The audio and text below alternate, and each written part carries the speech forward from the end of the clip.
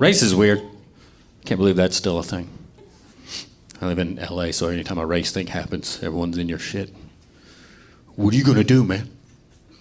What are you gonna do to make it? What are you gonna do, Brandon?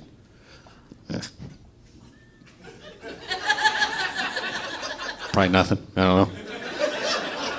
You gotta do something. I kept hearing that. You gotta do something, so I signed up for BET Plus, the streaming service. I'm giving a very rich black man more money, so that's sucking my virtue. It's weird though, right? That we white people, we don't want to be called right. That's the one you don't even like. When something like a George Floyd goes down, something like that, black people the next day, that's why we're so weird. We don't know what to do. Because we want to prove we're one of the good ones. That's why we're doing weird shit. Like people are like the next day we're just like giving you a thumbs up and shit. We don't know what to do.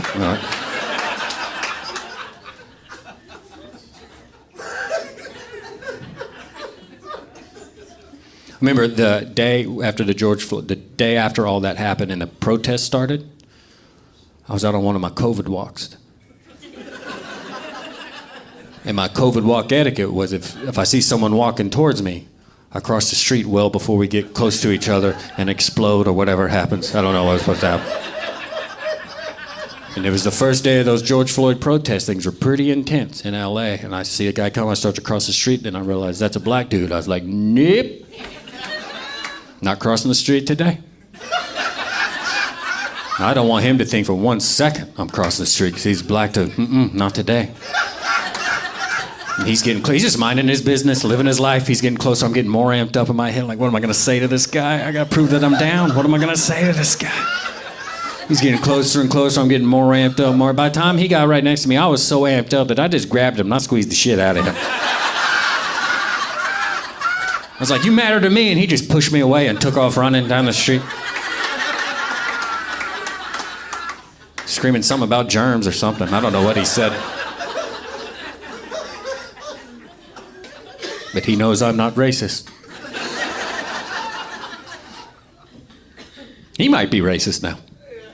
May have flipped him. I always ask myself when these race things like, what can you actually do? Everyone's like, what are you going to do? What can you actually do when you think about it to impact something like racism, to actually make a difference? What can you actually do?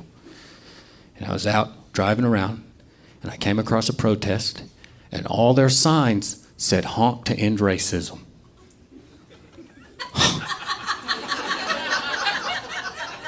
I was like, this is fantastic. I can do that all day. Then I thought about it for a second. I got a little upset. I was like, wait, how long have y'all known? We've had the horn since 1919.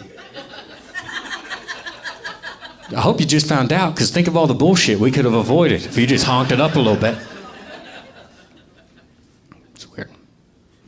It's like, I like history stuff. How come I've never heard about this? And I did some digging, and it turns out in the early 1920s, there were groups of white people that would drive around black neighborhoods honking to end the racism. But it just led to more confusion. People started fighting more because the black people, legitimately so, thought they were being harassed, and they would come to refer to these crazy white people as honkies.